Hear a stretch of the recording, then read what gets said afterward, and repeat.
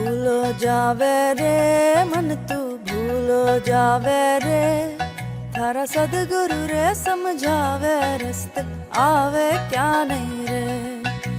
When my girl was growing up, I made one rule around me, nobody should teach her anything. Because the biggest problem in the world is this, the moment you're born, every idiot wants to teach you something. Something that has not worked in their lives.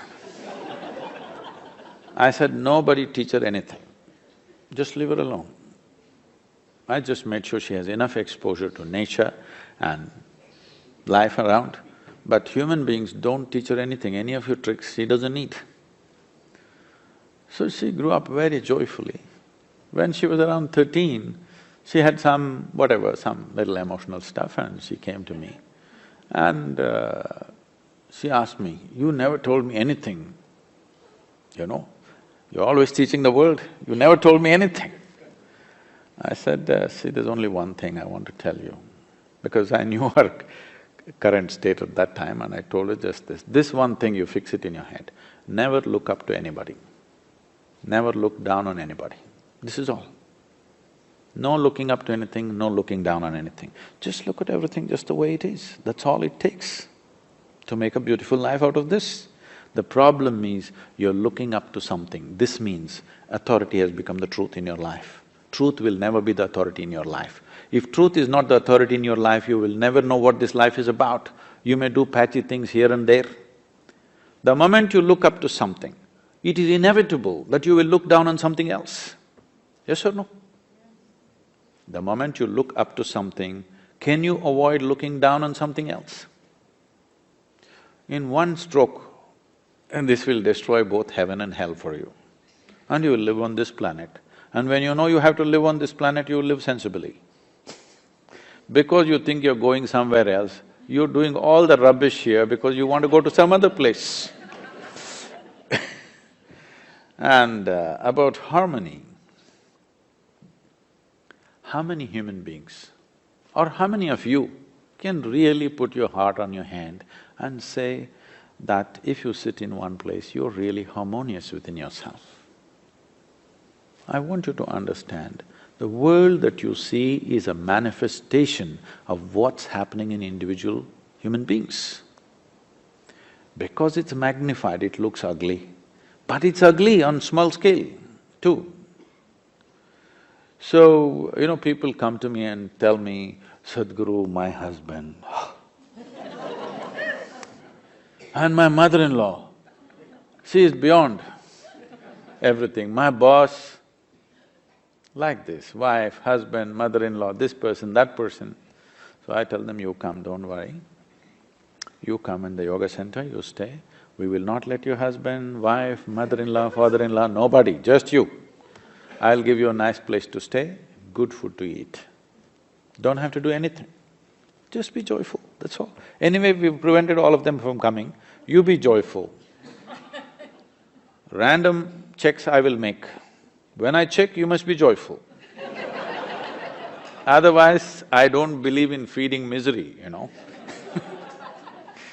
Oh, you leave them in one place for 24 hours, you must see in how many ways they'll twist themselves. When you're alone, if you're miserable, obviously you're in bad company, isn't it? If there is no harmony in this, how do you expect to bring harmony in such a large world? If you can't bring harmony to this mind, if you can't manage this, how do you manage the world efficiently and well?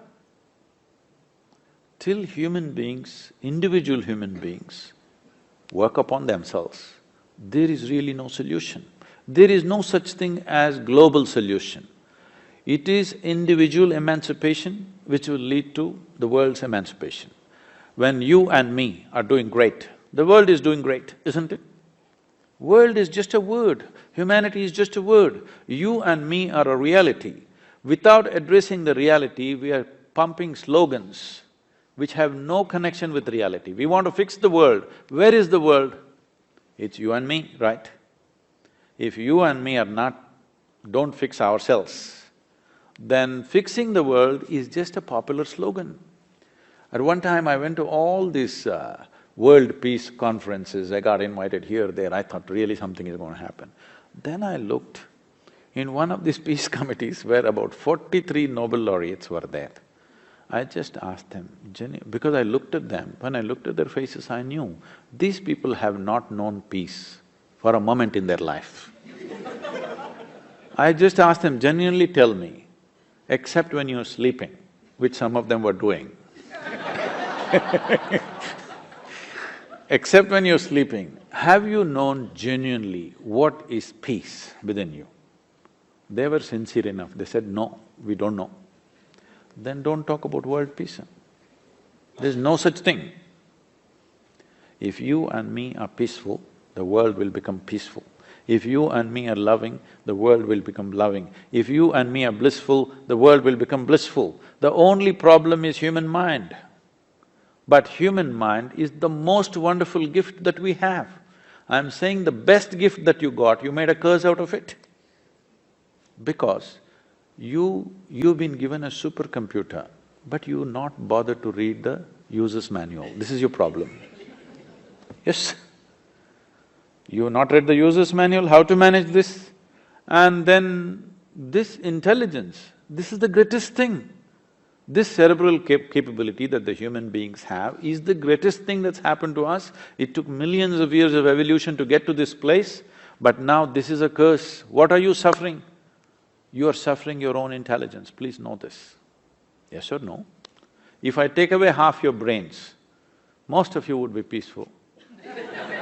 Yes, harmonious, in harmony with everything. So I am saying the best thing that you got, you made the worst out of it, because no user's manual. Because your education systems or family systems or the national cultures have no sense about how to manage this one. We are always thinking how to conquer the world. There are two ways you can take the world.